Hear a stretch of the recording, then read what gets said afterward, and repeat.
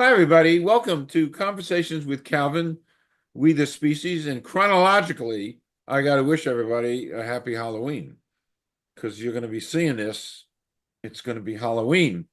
And I'm with a dear friend, Gary Hill, who's taken me on such a wonderful journey these last couple of years, a journey into horror, into science fiction, into parenthetically publishing because he publishes. We'll talk a little bit. So we've done a bunch of these, it's just the most appropriate time of year. Tis the season, as we said before we went on. Tis the season, and we're going to be doing horror and Halloween stuff, and a really introspective interview with Gary Hill.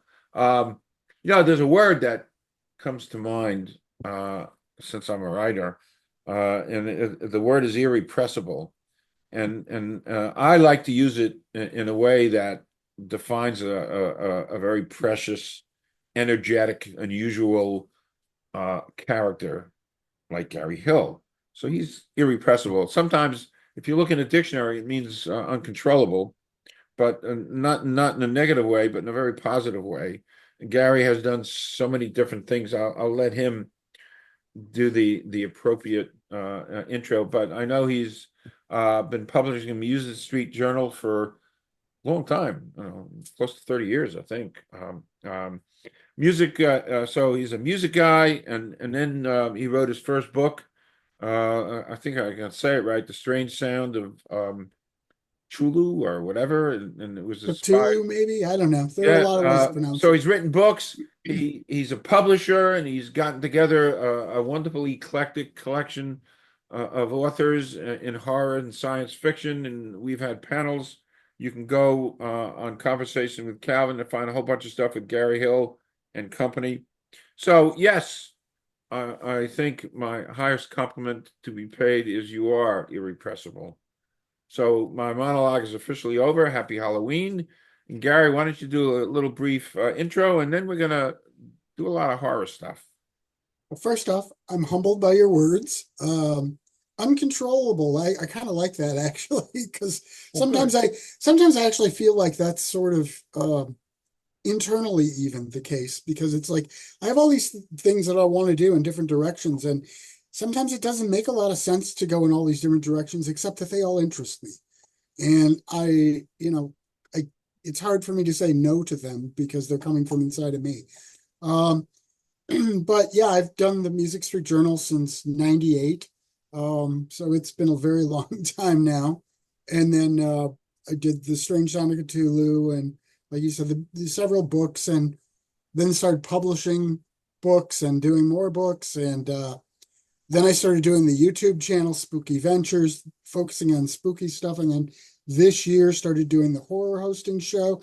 And now I'm even branching off to get some cameos in some movies, which is cool. That's great. Um, and typically around the horror stuff, I do science fiction too, but it seems like I'm more drawn to the horror, especially lately.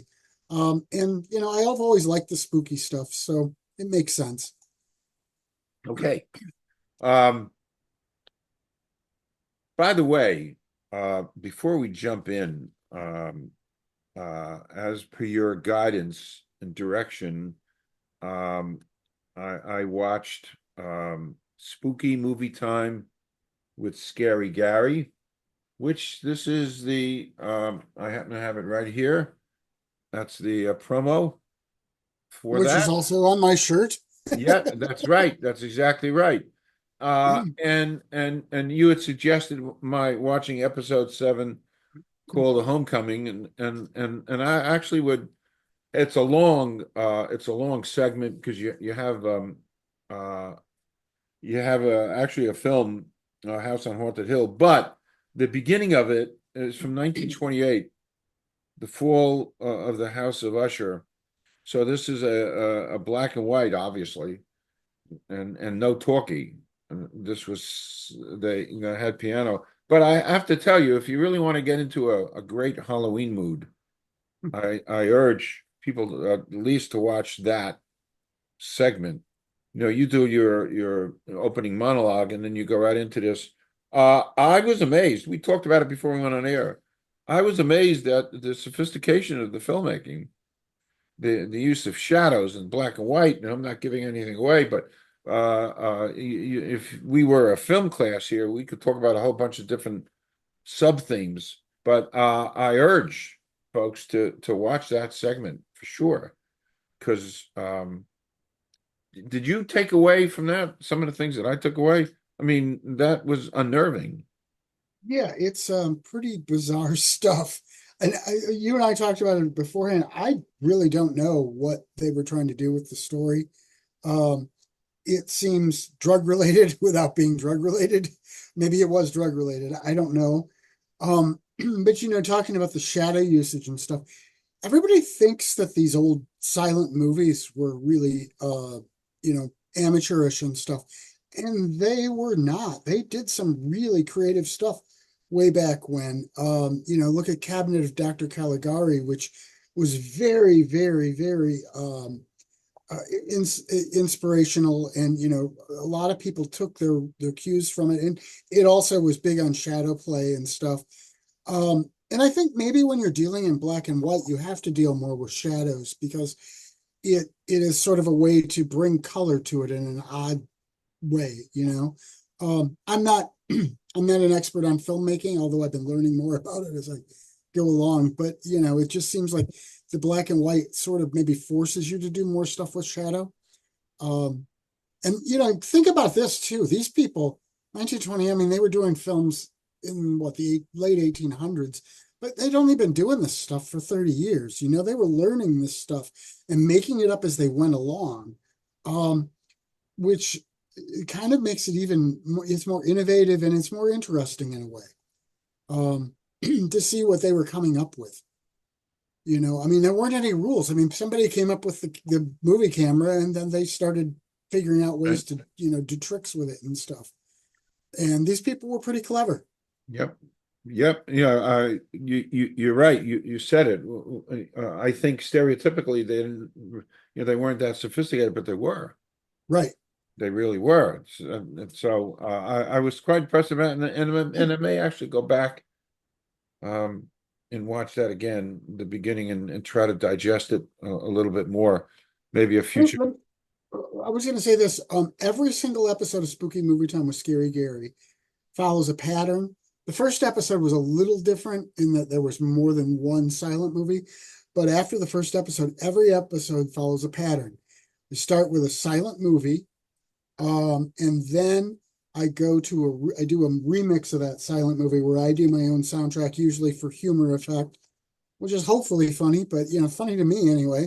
And then from there, I show a feature movie after that.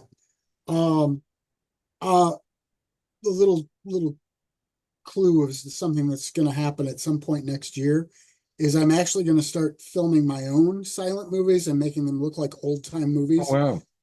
Doing my own. I don't know just what episode I'm going to start doing that, but I think I'm going to be running out of horror shorts to use. So I think, and I've got enough. I've got enough people I know in the movie world that'll be interested in working in these. So I'm going to start doing my own. I initially thought I was going to start with the November episode, but it's going to be sometime next year actually when I start Okay. filming Cool. Cool. them. We'll do stuff when it's time to. Oh yeah, yeah. Okay, moving along. Your latest book is a gallery of oddities, more collected writings of Gary Hill, and this is the cover.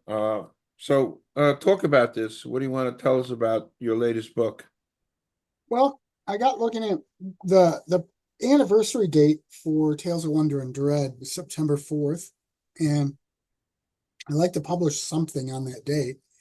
And I got looking, and I had released a lot of stuff since I did the last collection. And so I thought, there's enough to do a book here.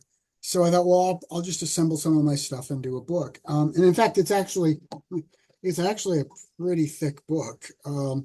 You're looking at what almost 400 pages. Wow. So there's a lot of stuff there, and it's got a dozen fiction pieces. There are some reviews that I wrote for a couple websites. There are some haikus that I did for some things, some Christmas horror haikus and some Lovecraftian horror haikus. And then the rest of the book, oh, and then there's also some Music Street Journal. When I do print, you do Music Street Journal, the print edition, there are exclusives for that. And all the Halloween and Christmas ones of those are included in there. But the rest of the book is made up of paranormal stories, like supposedly real life ones, which come from various books I've published. Everything here I published in one of the Tales of Wonder and Dread books before, and it's just a way of gathering them together. Sure. But it doesn't have all the nonfiction pieces I've published in that time period. It does have all the fiction and all the haikus. But there is one piece, one fiction piece called Green Crunchy Things, which was not published in one of mine first. It was published in a book called Cooks of Horror, which is a cookbook put out by this Books of Horror group I belong to, where they had a number of authors contribute recipes. I contributed Scary Gary's Not So Scary Meatloaf, and he also contributed a piece of fiction with it. And so it's a little microfiction piece that I wrote. And by the way, the title, Green Crunchy Things, came from the fact my wife does not like vegetables, and she especially doesn't like celery in anything, and she will pick it out and call it Green Crunchy Things. Wow. So I decided to do a story called Green Crunchy Things. It was a horror story. So it's a fun little story. But yeah, those are the things that are in that book. I collected them all together. Um, and I think it's a fun little book. Well, not so little, but yeah, it's a fun book. And it came out on September 4th. Uh-huh. Okay. That's funny. You talked about celery and your wife, and there was a movie I watch often. It was James Gandolfini's last movie called Enough Said. And I love James Gandolfini because Oh, me too. he's a Rutgers guy. And that was his last movie. And he had a quirk in the movie, a personality quirk, when he'd be eating avocado and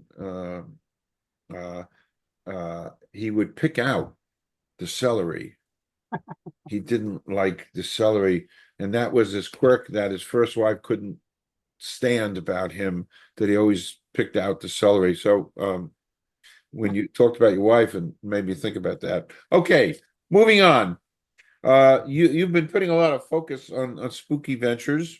What is spooky ventures, and what should people know about it? I mean, Spooky Ventures, um, it's funny because the most prominent part about Spooky Ventures is the YouTube channel. And Spooky Ventures is actually, there's a website, spookyventures.com, and I collect some of the episodes, some of the shows from the YouTube channel on different pages there. The business side of it is merchandise. For instance, you can get this shirt there. And that's the part that's meant to make money. But the rest of the stuff, the entertainment end of it is, yes, exactly. The entertainment end of it is strictly on YouTube. By the way, the store where you can find all this stuff is cafepress.com/shop/spookyventures.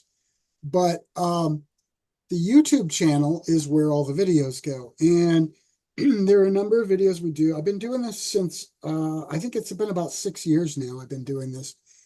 And every Monday, there is an audiobook video. They're all horror. I mean, everything is horror, obviously. The audiobooks tend to be public domain stories, and they come from the audio itself comes from a place called LibriVox, and they do these readings of these public domain stories, and they're public domain themselves. And so I just add pictures and create videos from it. Now, in October, it gets different because the last 3 weeks in October, we do original ones. This year, it's my own stories. Last year, every year it's been my own stories, except last year, one of the stories was from Elizabeth Lynn Blackson, and she read one of her stories, which was, I love that story, On Account of Murder.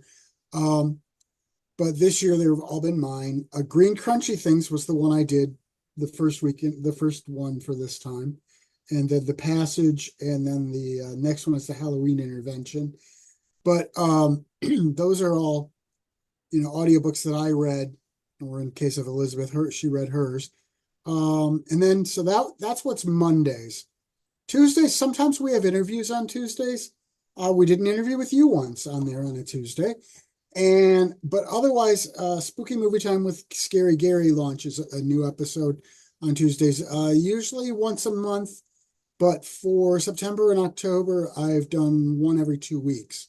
Um, and then you'll see trailers sometimes will come up for the next episode of Spooky Movie Time with Scary Gary too, which is well, this when this comes out, there's never mind. Getting Right. confused by the date it's coming out. That's all right. But so then Wednesdays I do a review of something. Mostly they're movie reviews. There have been a few book reviews and a couple of other things, but generally they're horror movie reviews.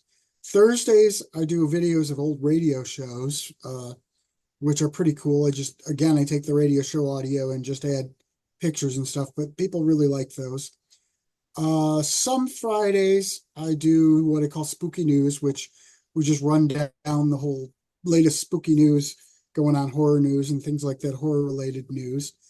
And then sometimes I do something called spooky places where I shoot video of spooky places I've been. Um, and once in a while spooky feature, which are longer videos that just don't really fit any of the other categories very well. So those are the kinds of things that we do at Spooky Ventures. Okay. Now I'm looking at the spooky movie time with Scary Gary. Uh, who is this an alter ego? Scary Gary?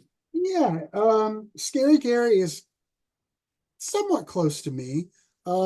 He's sort of the horror host persona. I know you had a horror host that you always enjoyed watching. Uh, Exactly. Zachary, yes. And I'm a big fan of Sven Gulli. And so I decided to come up with my own horror host persona. And I came up with Scary Gary. He's got a whole fictional background. Scary Gary, I haven't worked out all of his background exactly, but he lives in a spooky castle, and you see several of the different rooms when I do segments in the show. There's one episode where he was working on an experiment, which was to create a remote reporter who didn't ask stupid questions, and the experiment kept going wrong, and he kept coming up with mimes uh, instead out of nowhere, and so he's a quirky sort of character, and um, he knows a lot of information about horror movies. He's also a little bit of a smart aleck, and there's the very first episode, he accidentally winds up in black and white and has to figure out how to get back. Um, so yeah, he's kind of a fun character, a little bit of me, but a little bit not me. Okay. Okay. Um, some of the things on spooky movie time um with Scary Gary, uh I noticed that some of those things are credited as Dark Star. Um, Yeah. Now, Dark Star is funny. It's almost an inside joke. Many, many, many years ago, we had a band, and I had sort of an alter ego in that band. It was like my stage name, which was Dark Star. And then I used Dark Star as a pen name for Wormwood Chronicles when I write there because he wanted everyone to have a pen name. And so I decided to do a lot of the credits of Spooky Movie Time with Scary Gary as Dark Star, but it's really me. Um, okay. You're sometimes I think this is a whole production, but it's really a one-man show. You. yeah, the exceptions are there are two exceptions. The first episode, I had a lot of trouble with the green screen work, and a gentleman named John Willoughby stepped up and did all my green screen work for me, which was wonderful. He just did a great job on it. And then since then, I've been doing the green screen work, and my wife, Diane Hill, from time to time, if I need a woman's voice, she does some of the voice work on it. There have been two episodes where she's done some voices for me. But otherwise, yes, it's all me. Okay. Um, you alluded to it, but you recently did some kind of a movie shoot? Yes, sir. For She Knows. which Ah, oh, this is a little bit of a long story, but so She Knows is a proof of concept for a sequel to the movie He Knows, which He Knows is a Christmas horror movie. And a gentleman named Steve Morris is the director, and it's his company, Morris Better Productions. And so in September, my wife and I went out to Indianapolis to do filming there, and it was pretty cool. First time on a movie set. Everyone there was amazing. They were just so wonderful. And we set up, basically set up the same thing I do when I do book signing events. So we set up the whole table and we had a little scene where somebody bought the book. And then I got to be killed on the floor with a little scar thing on my face and lots of blood, and people were running over me and jumping over me. And, we got a couple lines before that in the earlier part, but yeah, it was so much fun, and just an amazing experience. Everybody there was wonderful, and it's going to be coming out as bonus material on a movie called Bad Apples, which I think is due out. It's going to be coming out on the Blu-ray, which I think is due out in this coming summer. But it's also my understanding is some of it's going to be used as a movie within a movie in Bad Apples. And some of it's going to be used in the prologue for the actual feature film of She Knows. And I'm hoping I get asked back to be in the feature. I think Steve sort of suggested that I might, so I'm hoping so, because that would be fun. And like I said, I just love working with him. He's a great guy. So yeah, we did that. If I might go back to Spooky Movie Time with Scary Gary for a moment, yeah, there sure. is actually another character in Spooky Movie Time with Scary Gary, which is DB Lovecraft, Right. which, again, yeah, DB is also me. Is that And you? That's what's you? that? Is Yeah, that that's me. you? It is me. But DB's backstory, DB is dead. He is very ancient. In the first episode where he's introduced, which is the third episode, he reveals that he was a reporter, the reporter who broke the news that Napoleon had surrendered. And he used to send in messages on Telegram. And at some point he died, and he's undead. You can see him, he's got a skull mask. He looks kind of like the Grim Reaper with like a purple robe. And I think you've got a picture there, maybe. Maybe, I don't know if you printed that one out, but he's got skeleton hands and a news microphone for a nice little balance.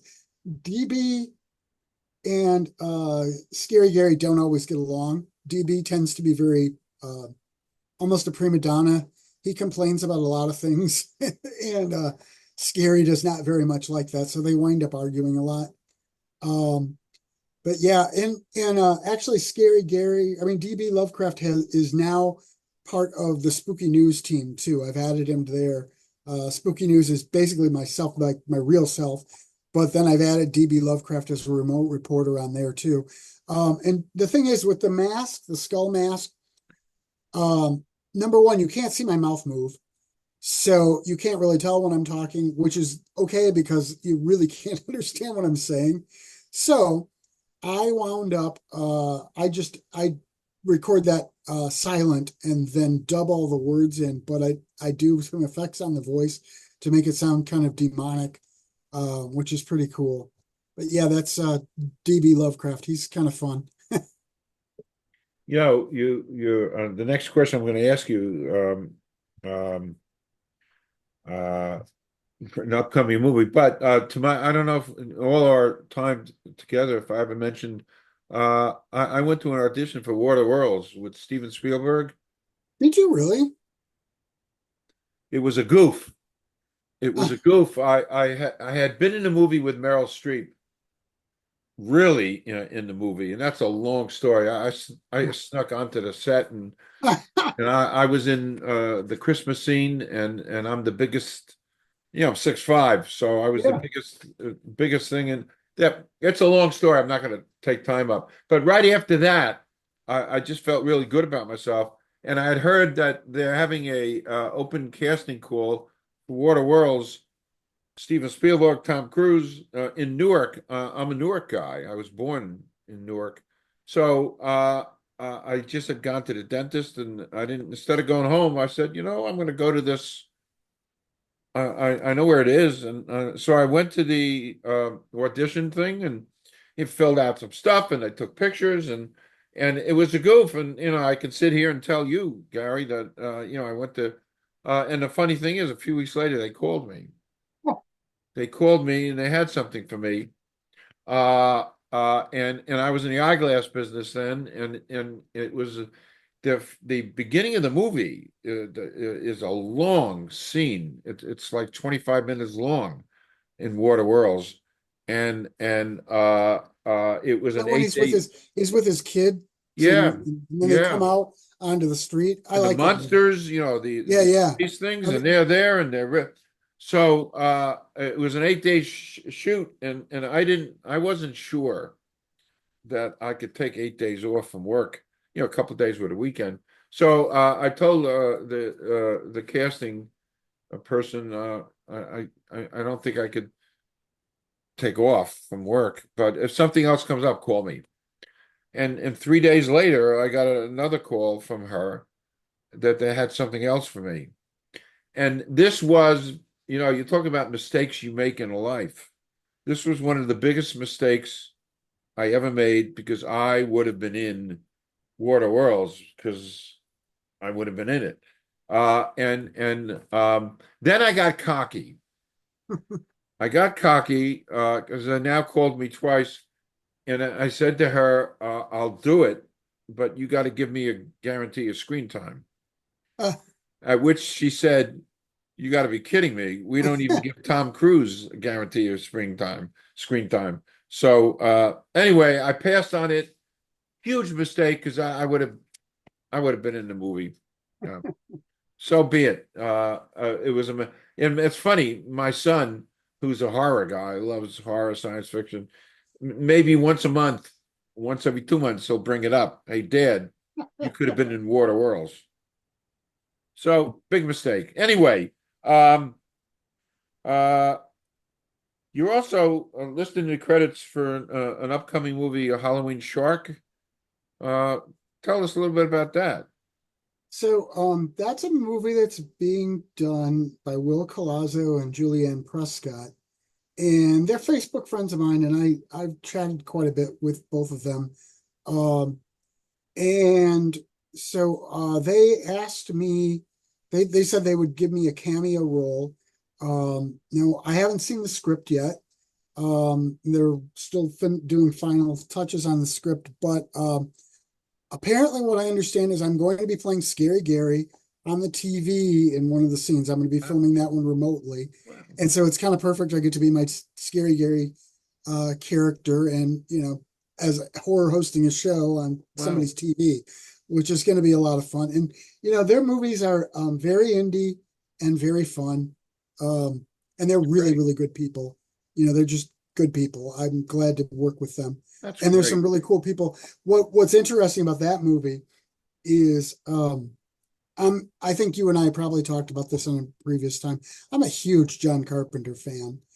And this happened after I was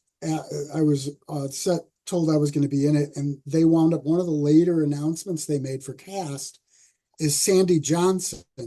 And Sandy Johnson played Judith Myers, who is Michael Myers' sister, the very first person Oh, he kills in the first Halloween. So I'm like, wow. okay, I'm not going to meet her. I'm not going to be on screen with her or anything, but I am going to be in a movie that Judith Myers or that Sandy Johnson is in. That's a huge deal to me. That's like Wow. really cool. And I've got some other people that I know, Tim Hatch and Jesse Heisel are going to both be in it. And, I know those guys really pretty well. And so I'm happy to be in it with them in something they're into. It's going to be a fun thing. Wow. Yeah, that's great. You got to let me know somehow, some way. I'd love to see that. That's great. Yeah, that I Uh, think is going to be filming. The actual filming part is early next year, I think. okay. I'm guessing it's going to be released sometime in the fall near Halloween next year. I think it's going to be a sort of a comedy slash horror movie, which will be fun. It's going to be a good time. And you know what?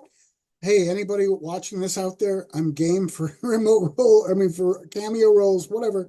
And if it's near to me, I'll come do the stuff. If it's not, I can do remote stuff. I'm always game for it. Hey, I love indie horror, and to be part of indie horror is a great it's thing. wonderful. Yep, Yeah. absolutely wonderful. Hey, that's great. You're in that groove, and you're establishing. You are a name in that, and I just think that's great that you can do that kind of stuff. I wish I had the stick to itiveness to follow through with all this stuff. I was in another horror movie called The Soulless. I don't know if I might have told you about that too. Uh, Yes, you played a reporter. yes, that's right. Great memory, great memory. And it was a great. By the way, it was a great premise. And it's funny. I'm friendly. Actually, the director actually wished me a happy birthday a couple of months ago, and I should have got back to him because the premise there was about a virus, and this was a bunch of years ago before COVID. So I wanted to tell him that you wrote the Solus, and you were way ahead of the time because we had this pandemic, and here you have a few people left. So I mean, he was really right, spot on.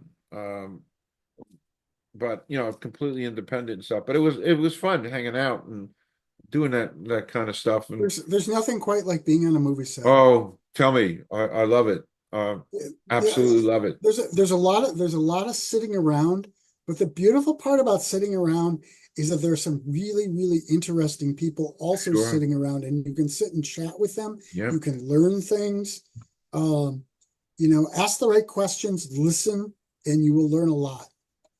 And No, get to know I some people who you're probably going to stay friends with, you know? yeah, and I agree because after all these little things, I went to New York City and I went to Central Casting and I signed up.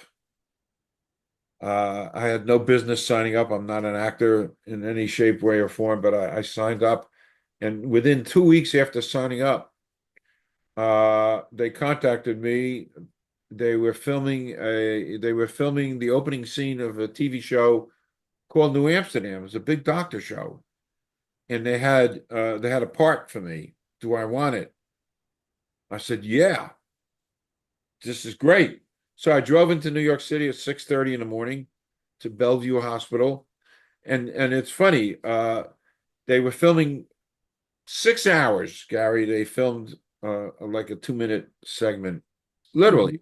Yeah. So fortunately, I had a sitting gig. So I was sitting on a sofa next to, quote, my son, some 7, 8, 9, 10-year-old kid who talked to me for 6 hours. I wanted to shoot myself. I was going crazy. And then and we hadn't eaten. We hadn't eaten. And then they went into the lobby of the hospital and they shot the second scene. And this time they had me standing up, and I got bad knees. And I thought I ain't gonna stand up for 6 hours. So when nobody was looking, I went over to a ledge and I just sat, and that was it. And I sat there for 6 hours. And then they fed us and everybody ran up to get food. And I was at the end of the line, and by the time I got to the front of the line, there was no more food left. So it was like somebody slapped me in the face. I said, I'm done. But then a couple weeks later, they sent me. They were looking for a body double for a Ben Stiller movie and it was a series, I think a Showtime series about this woman guard helped a couple of guys escape from a prison in upstate New York. True story. And I forgot who the lead actor was, but they needed a body double for the. So at midnight, I got a text from the casting person, and they had 12 physical characteristics and even it was midnight and I called into my wife to bring a tape measure in to measure my head. Wow. She had no idea. What are you, crazy, Calvin? I said, measure my head. So anyway, the funny thing, there were 12 physical things. 11 of them I was spot on. to be the body double. But where I missed out, I'm 6'5", and I forgot who the actor was. He was 6'3", so that 2 inches cost me a gig. Uh, But you know what? I wouldn't have done it because it would be a couple of months in upstate New York in the cold and the snow. It wasn't for me. Anyway, that's it's a cool story. yeah, You also were involved with something recently called a YouTube show called Movie Noughts, like yes. astronaut, movie nought. What is that about? Okay, so there's a gentleman named Ron Fuchs, and Ron is a good friend of mine. He has been a progressive rock journalist. He's written for Music Street Journal from time to time. And I've known him for a long time. And so a little over a year ago, he does now he started doing a few years ago, he went from publishing like an online thing, sort of similar to what Music Street Journal was, or still is, but and he changed it to video stuff called Prognauts, and because his original publication was Prognaut. And so then he decided a year or so, a little over a year ago, he wanted to start doing movies. And so he came up with the idea of Movie Knot. And so he approached me to see if I wanted to do these with him. Yeah, that would be great. And so we also recruited one of my online friends who's contributed to some of my books, a gentleman named Bill Camp, who is from Pennsylvania. And Ron's actually in Bangor, Maine. And so I'm the only one out here in the Midwest over near Chicago. But so the three of us decided we were going to do this. And so we do this panel. Once a month, we get together and talk about movies. And it's Ron's baby. He started it. And we're just his panelists. He's the host. But now it's become I do all the video editing for him. The theme song that you hear is my music. I put all the videos together once he's we got it recorded. But once a month we get together and whatever theme Ron has decided on, we pick 5 movies and each of us talk about those 5 movies. Sometimes we'll have a guest on to also talk. But usually it's just the three of us. And then a couple months ago, Ron decided, you know what, since it is the three of us, I'm going to change it to the Movie Knots instead of just the Movie Knot, and just make the three of us permanent. And we have a good time. I try to stay on brand as much as I want, as much as I can. So 95% of my movies are horror movies. I do some science fiction too. Sometimes we do science fiction, but even then I try to keep them sort of horror. I think there have been a couple of exceptions. I think I did a Star Trek movie once. And there have been a couple movies I've done that were not actually horror at all, but generally my stuff's all horror. And the funny thing was the episode that went live last Friday, since it was the Halloween episode, I went ahead and did it as Scary Gary. I put up one of my backdrops from my castle study, and I did in the whole costume, and I did it as Scary Gary, and that was kind of fun. I thought, well, because we were doing horror movies anyway, and I wound up all the movies I picked were movies I had done in episodes too. So yeah, that's a fun little thing we do every I month. think that's great. Listen, I'm such a huge movie fan. It's just to talk about movies, which is a good segue for me. I'd like to go off topic with you a bit. There was an article. Uh, I get all these things, horror, and they were talking about some of the best science fiction horror movies of all time. And some of the things I agreed with, some of the things I didn't. Um, and then maybe we could just off topic discuss some of this stuff. But there was a movie, it was a 50s, it's a 50s vintage, with James Arness played the Thing. Oh yeah. And actually your guy Carpenter didn't he do a remake of the Thing? Yeah, he did. Well, it wasn't technically a remake. They're both based on the same story, Okay, but it's not a remake of the movie. It's actually another adaptation of the story. okay, So that's something everybody gets confused by, but it is just, I mean, there's a distinct difference between the two. But okay. yes, I have to tell you, and again, I'm not I'm not Roger Ebert. I'm not a movie critic, but and I don't see it often. But that the one that came out in the 50s with James Orness as the monster, the it was, and they're up in the Arctic at an outpost in the thing, Right. and uh, I have to tell you that is about as scary a movie. It was so tense. But again, I'm not a movie critic, but the dialogue in that movie was so bristling and so spot on. And again, no fancy. There wasn't a lot of fancy, special effects and stuff. But I just think that was one of the best, well-made movies. And then there's one more. You can comment on that. And there's one more that also got rated really high. And I have to remember the name right now. With Leslie Nielsen. Oh, Forbidden Planet. Yeah. Wow. By the way, another, you know what? By the way, what's really interesting, and now I'm talking to you about it, it was so well done. And you had that robot, Robbie the Yes, robot. Robbie. Yeah, but what's really interesting, and somebody should really do a story about this.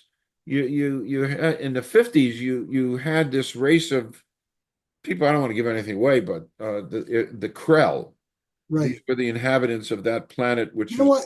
Here's the thing. That movie is what, 70 years old. I don't think you need to worry about spoilers. okay.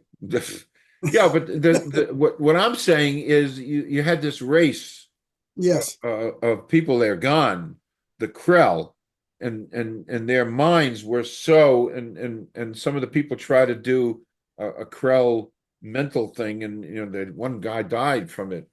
But the point being, they're that society was so advanced, and I'm thinking AI, Right. so I think you can take from that movie and plug it in as a message today as AI expands all over the place. This is what can happen. And maybe you and I are talking about this before anybody else talked about it, but I think it's quite relevant today. Yeah, I think so. If you want me to comment on both movies, or Sure, absolutely. I'd love your take. so the thing from another world. Now, let me just clarify. I love that movie. I love the Carpenter movie as well. I own both of them on disc. And by the way, I don't know if we've ever talked about it. I don't like to stream movies. I either watch it on TV or I own the disc, and we own a lot of discs in this house.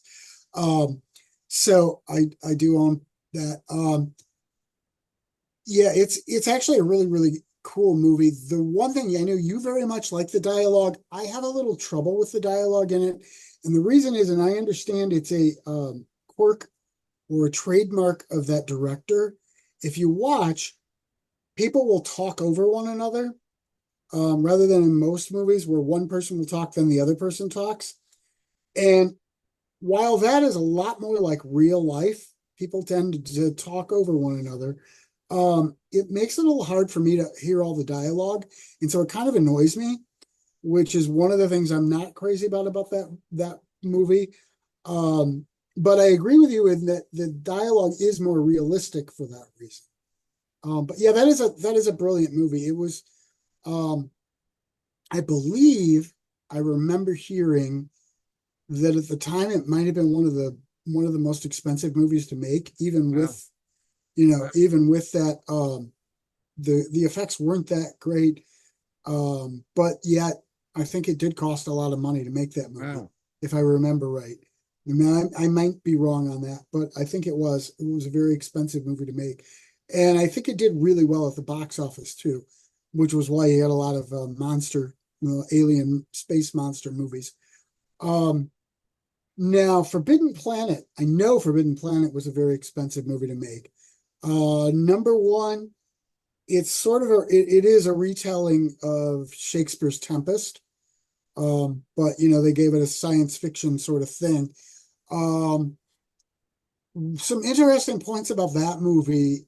some of the effects, I don't know if you knew this, a lot of the effects like the monster effect and the stuff like that, and the weapons being fired, those were done with animation, and they were done by one of the animators from Disney, actually did those. Wow. And you can sort of see it if you watch the monster. It kind of reminds you of some of the stuff from Fantasia. So you can kind of see that. It was actually a really, really cool movie for the time. And it's also a huge influence on Star Trek. If I've always said, and I've never seen people comment on this, but if you look at that ship and then look at the saucer section of the Enterprise, to me, they just took that thing and put it Wow. as the saucer section of the Enterprise. I Wow. mean, and it's not just that it's a saucer. If you look at the way the dome thing goes on the top, it looks very, very close to the Enterprise. Um, and I know that they also had a transporter, which was, they called it something else, but a materializer or something like that, they called it. But it was essentially the transporter from Star Trek. So I'm sure that the Trek guys got the idea for that from there. Um, as far as the AI thing, yeah. You and I have talked about AI in a previous episode. We did one specifically about AI. And um, the issues with AI are getting bigger and they're getting worse because I don't know if you've been paying attention, but as AI becomes more sophisticated and more developed, it's requiring more and more electricity.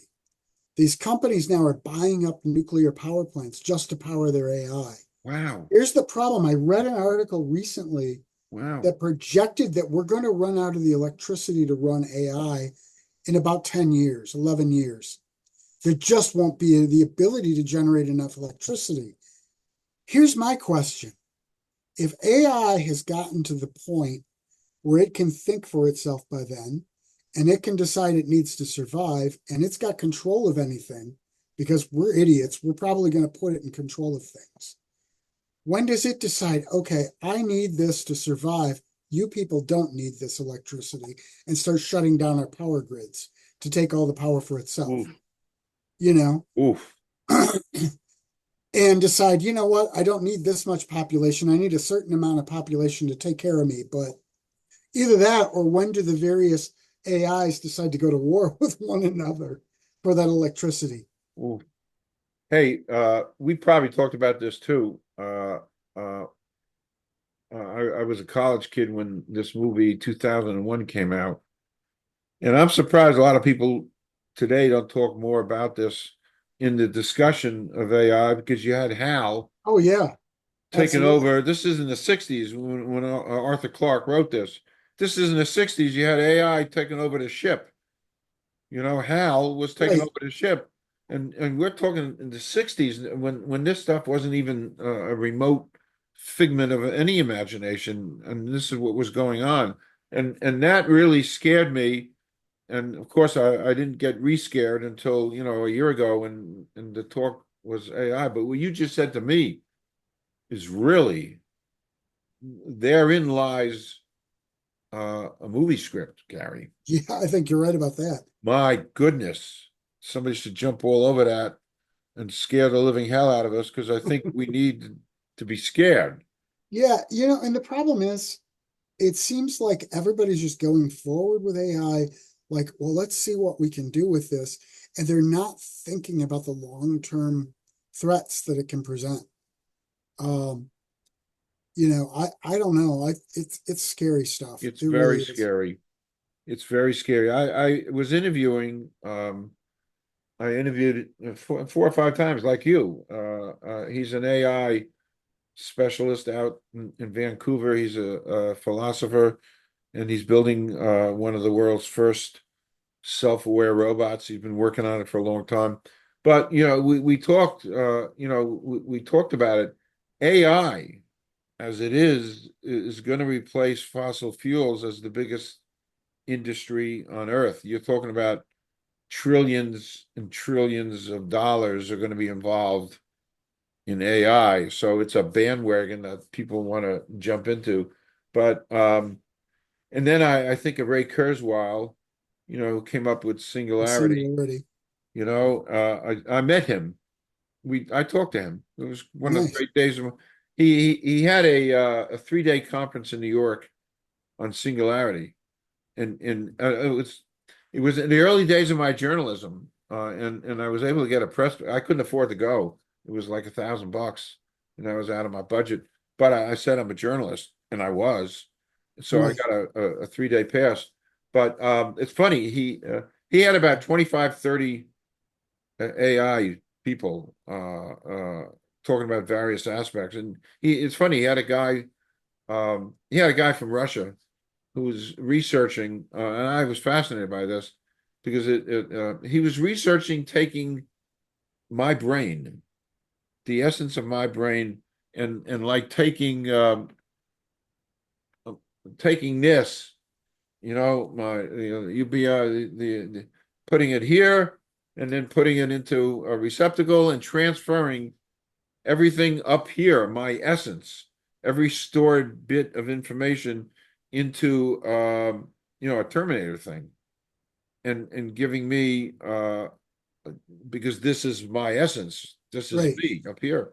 Uh and he was working on that, and he said he'd be able to do it in 25 or 30 years. I wasn't happy about that.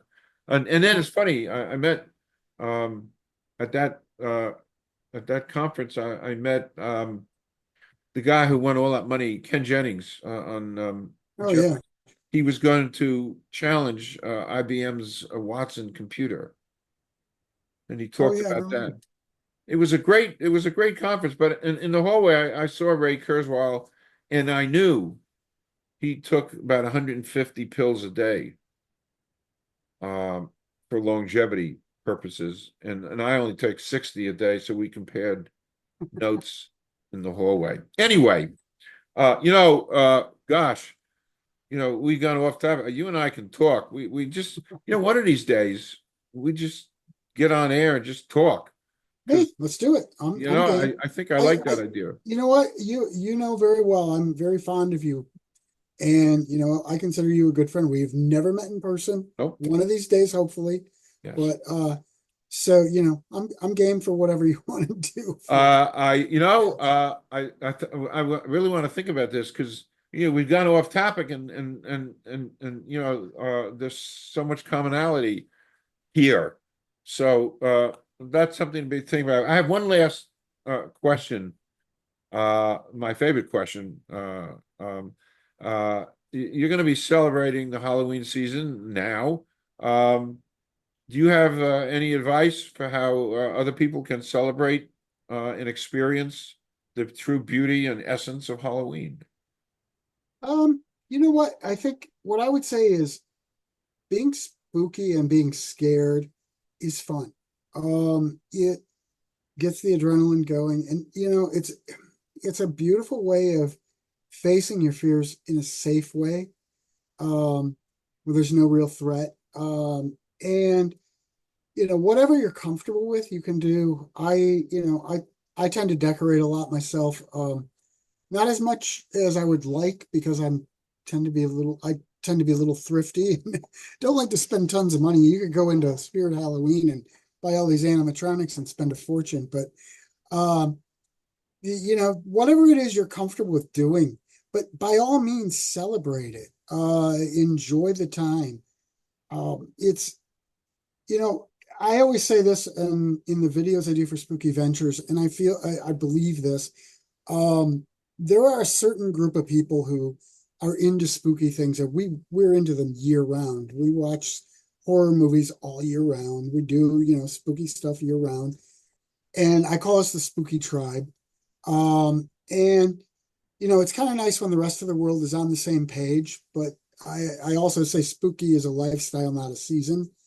But this time of year, it is a season. So if you're just a seasonal spooky person, enjoy it. Pretend you're one of us for the time period, and get into it, whatever you want to do.